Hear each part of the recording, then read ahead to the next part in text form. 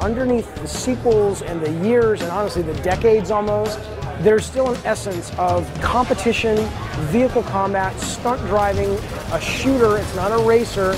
And this set in this comic book, Twisted Metal, almost like Twilight Zone meets Creepshow meets Freddy and Jason from slasher movies world, that heartbeat is as strong today as it ever was. And so when we call it Twisted Metal, it really is kind of like planting a flag in the ground and saying, you know, our heartbeat is still strong.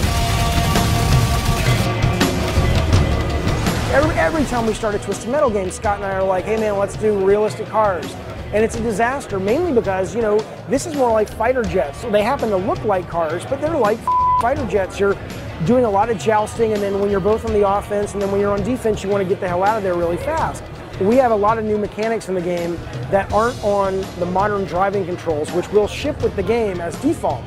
I'm stunned that people are actually playing, because what we have right now is classic controls, because as the guys who make Twisted Metal and who really are good at Twisted Metal, classic controls are the best. When we first had the Twisted Metal vision, it was imagining stepping into that fantasy. I want to be in a car chase, going down the freeway.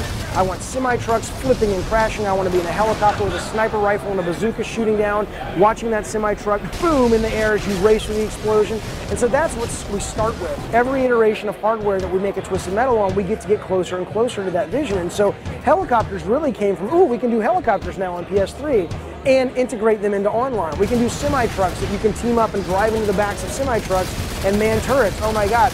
And then frankly, that's us being bad designers. Then we're like, we got to figure out, how's that going to work?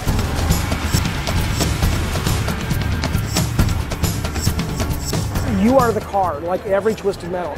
You now see your driver more, you see your gunner a lot more. It's the driver and their gunner are basically the way that we show off the weapon articulations. So instead, we do have weapons that still come out of panels and things like that, but we also felt, you know, it's kind of fun and kind of cinematic to have a guy lean out the window of a sports car with a shotgun and do a drive-by. It just feels more relevant and cool and movie-like, and that was such an inspiration as these great movie moments in car chase movies. So that's what that is. It's not really a different mechanic, it's just a presentation thing.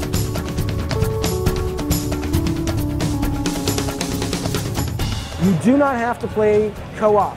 You do not have to work with a team. There are free-for-all modes, there are surface modes like straight-up deathmatch or even team deathmatch where you're like, dude, I don't want to coordinate, I don't like talking on the headset, I feel embarrassed, or I don't like headset games. Absolutely. So here's what we know, and here's what we're so excited about. Those players are served, and they're served whether you're talking split screen local on the couch or whether you're talking going out to the world and playing Twisted Metal. But we also do have those modes that are deep and rich and team-based to guarantee that players who, like me, want that as well as the free-for-all stuff, we have all of them covered. So it's just awesome. I love this world. I love Sweet Tooth and this dark world, and I think the movies are coming out so cool. I was so worried about how they would come out, and as I see them coming to life, I'm like, I want people to fall in love with this world as much as we are, as in this dark, twisted comic book weird world. On the gameplay side though, Twisted Metal is a fighting game. It's a fighting game meets a shooter. It's Mortal Kombat, it's Street Fighter 4 just as much as it's Mario Kart Battle Mode.